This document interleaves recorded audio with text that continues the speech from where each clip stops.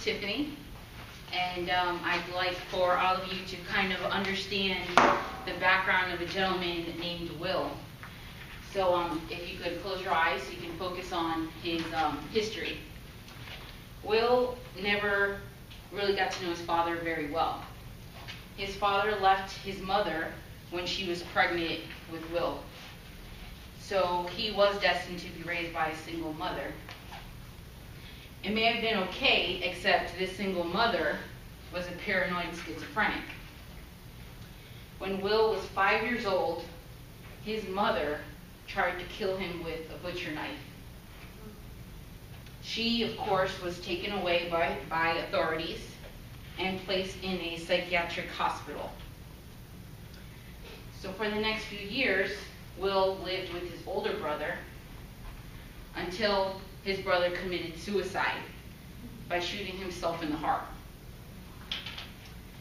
After, Will bounced around from one family member to another until finally, by 9 years old, he was living on his own on the streets.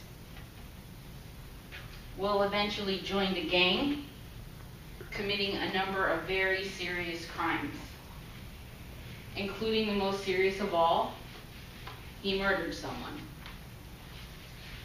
Will's ultimate punishment was death by execution. You can go ahead and open your eyes. So today I'd like to share on how, with your involvement, we can prevent a murder from happening. And to an innocent person. It could be anyone. It could be your family member, your best friend, your father. It could be you. So with 80% of murderers, they derive from environments of abuse.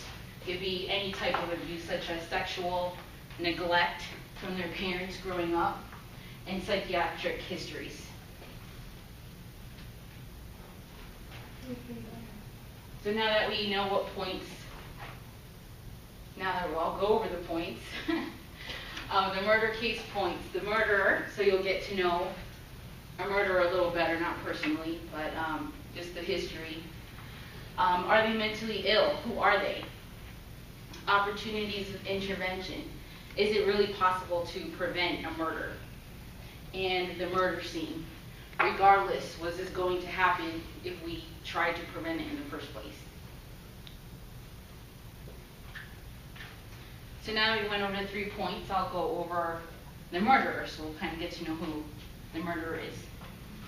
According to the United Nations Office on Drugs and Crime, some people may feel that murderers are only dysfunctional loners, which is untrue. Murderers can be social people, like BTK. They can be non-social, very just kept away to themselves, or they can appear very normal, like anybody in the room or someone that you see in the street. Potential murderers just snap. There's this show out that's called Snapped, and they make people or murderers look like they just did it off of the limb.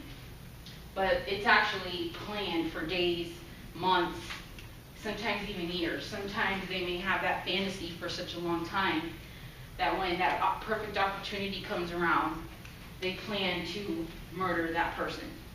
So it's technically not really, they're just snapping and it happens. Another is murderers are males. They're not really always males. 15% are female serial murderers, so they repeatedly kill, and 10% are one-time murder. And it's very different from males.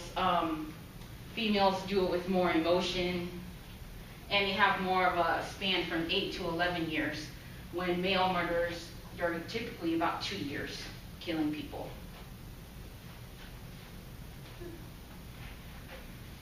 All right. So there are, now that we went over,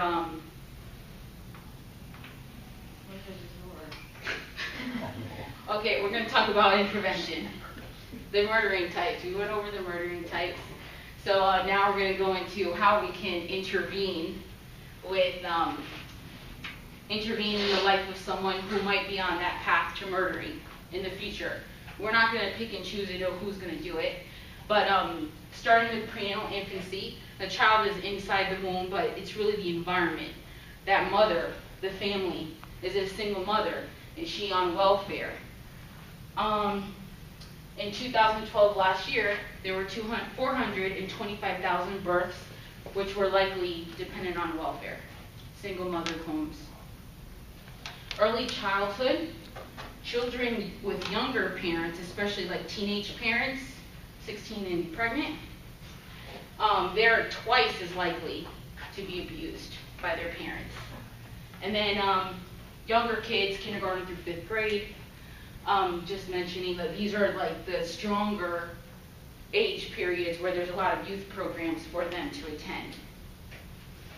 And then 6th grade to 12th, and before the juvenile justice system, it's mentioned that every $15,000 that we spend in youth programs prevents $80,000 with criminal costs in the future. So if we pay now, it will benefit us in the long run. And then the murder scene. This is just an example of the youth. When they don't have that family to nurture them, they look for gangs. And that's where they find their love and their attention. And their initiation could end up causing in a murder as well. And also according to TED Talks, which was a film here, it does mention that 4 crimes happen every about 12 hours. So 4 murders happen. With that being said, if we interfere and have our youth in programs and we pay more attention to them, we can prevent 3 of those 4 murders in the future. So the escape route. I will donate $1,000 today to start a youth program in my community. Now, no one wants to spend that money. Or I will sign a petition to enforce funding to create youth programs in your community. Thank you.